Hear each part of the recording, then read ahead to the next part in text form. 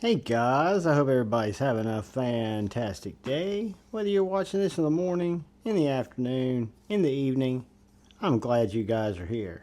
Today, we're going to talk about a knife that I have never experienced before. And these knives were sent to me by Kizer to check out. But this is the Kizer Momo. It's a budget remake of a previous Kizer model that, again, I've never experienced. Before we jump into it, I do want to say thank you to the channel members. Thank you, thank you, thank you. And I want to say thank you to the channel subscribers. Thank you, thank you. And I just want to say thank you in general to anyone who comes in to watch my knife, my EDC content. Thank you. So the Kizer Momo, for one, is a very large knife. It's also a very unique knife. It is a very original design, and it is a very slicey knife. So it is a knife that in its past configuration, I'm thinking it was probably titanium, maybe carbon fiber. I know it was a more expensive knife. What they've done to kind of value engineer it is you've got a G10 bolster, and you've got this G10 that they call Damascus G10, which is patterned.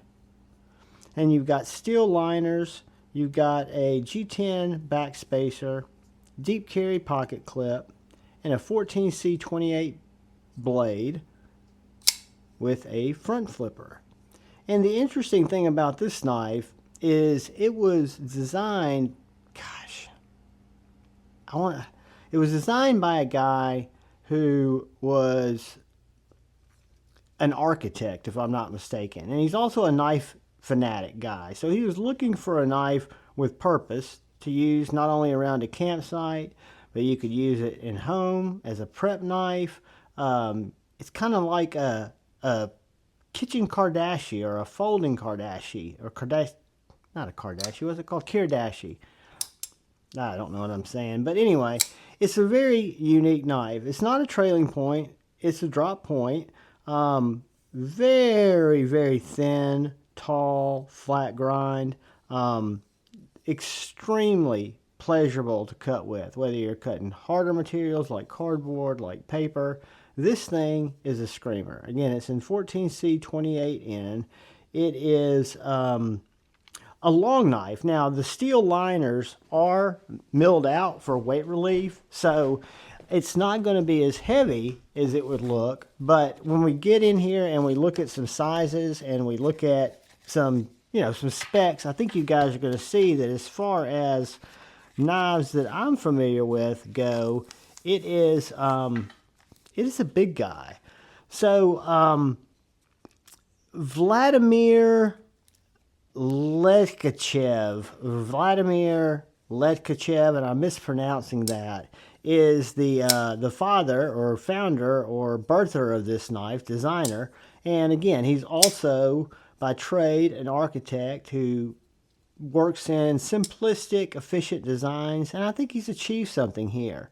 One thing about it is, you guys who watch the channel, I, as a deployment guy, am not as much of a front flipper guy as some people are. It might be just my hands. I prefer other deployment methods. Well, this knife has got such a tall flat grind, but it's got this, tall flat grind with this little flat right here. And what's great about it is I can middle finger flick it, whoops, as I fail it, with authority. So I don't even have to think about it. If I don't want to use that very prominent front flipper, I can get a middle finger flick very easily on that knife. So let's grab a little bit of paper. And let's see, I'm not even sure if it's still going to be as slicey as it was when we did the unboxing. Very slicey. It's a screamer. Super, super pokey. So if you're talking about Slurpee saving, having to use this knife for a than ideal purpose, somebody's trying to take your Slurpee away, and they're trying to use force, well, you've got a Slurpee saver in the Kizer Momo. Cardboard, this thing, the thicker the material gets, it just works through it like nobody's business. The tip for detail cuts is amazing. I mean, very, very sharp, very piercy, very usable. I mean, I could see this as a folding kitchen knife. I could see it as a great around the camp knife. It's not going to be a bushcrafting knife. It's not going to be a knife that you're going to want to put any lateral pressure on this blade. You're going to want to be careful with this tip because it does have a very pokey tip, but that's not a bad thing if that's what you're looking for in a knife. That's what the knife was designed for, and I think they did a very good job. I mean, I think Vladimir killed it on a unique knife that doesn't look like anything else, in my opinion, and it's really been popular for Kizer, popular enough for them to bring it back out of a premium series and offer it up as a a more value option. This knife is going to come in under $80. I want to say it's going to be right around $72, $73. You got T8 hardware everywhere except the clip.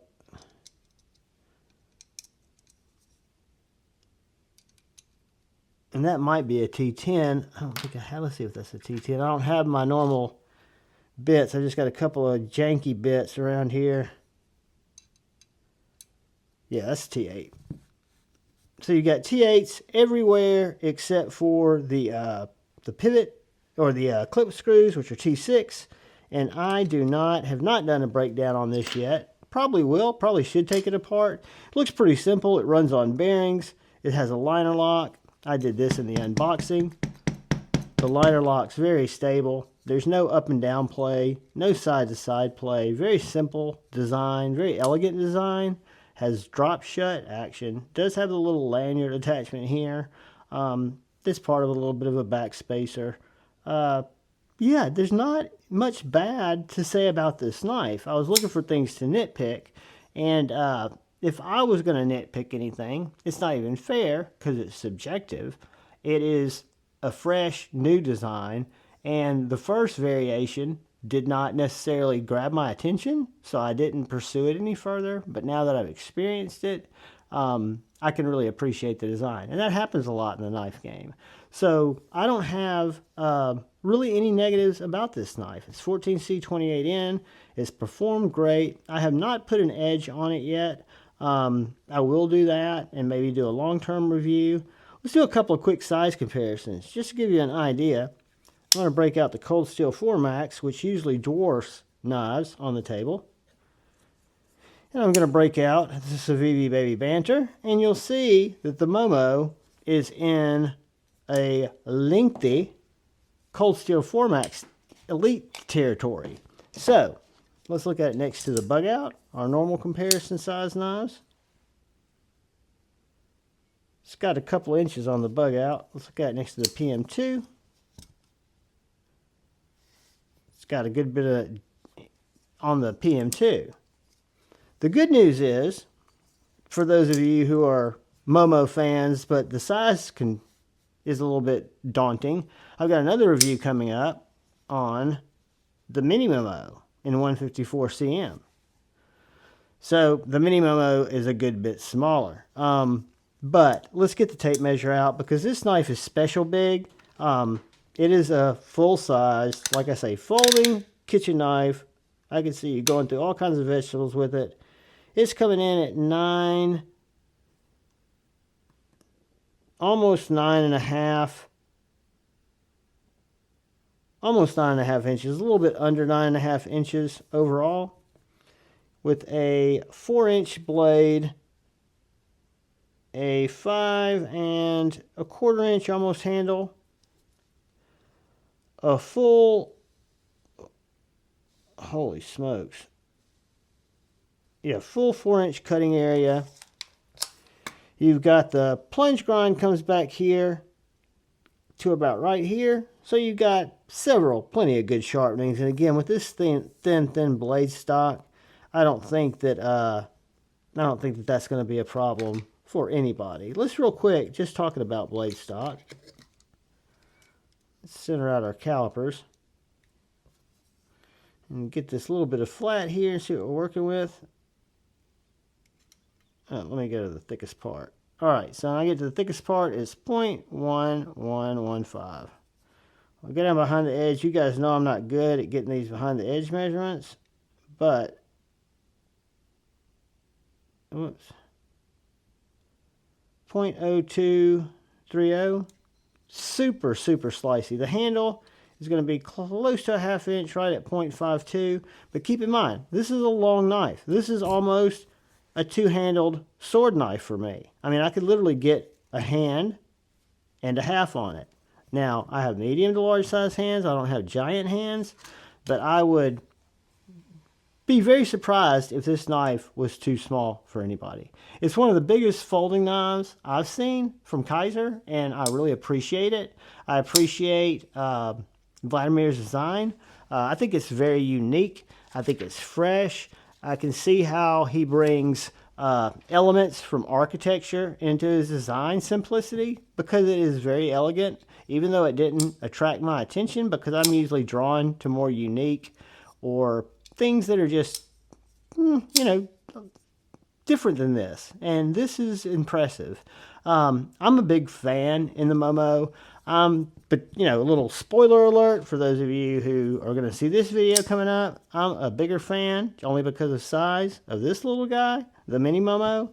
Just to give you an idea, those of you who watch this long will get a teaser. It's about bug out size. So a very effective little pokey, stabby knife that's not that huge. But this guy does not take up a lot of real estate in the pocket.